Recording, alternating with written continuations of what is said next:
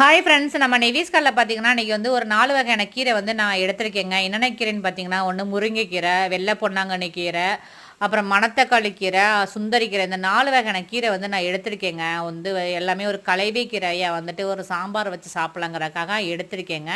இது எல்லாமே ஆர்கானிக்காக எடுத்த கீரைங்க.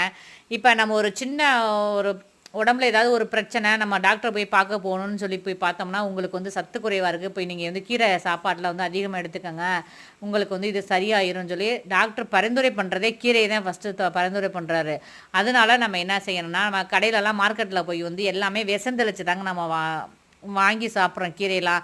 அதெல்லாம் நீங்கள் வந்து விட்டுட்டு, நம்மளால் முடிஞ்ச வரைக்கும் ஒரு சின்ன ஒரு முருங்கைக்கீரையாக இருக்கட்டும், ஒரு பொன்னாங்கண்ணி கீரையாக இருக்கட்டும், இதெல்லாமே வந்து ஆர்கானிக்காக விளைய வச்சு நம்ம சாப்பிட்றதுக்கு நம்ம முயற்சி பண்ணணுங்க. அனைவரும் இயற்கை விவசாயத்தை நேசிப்போம். நன்றி.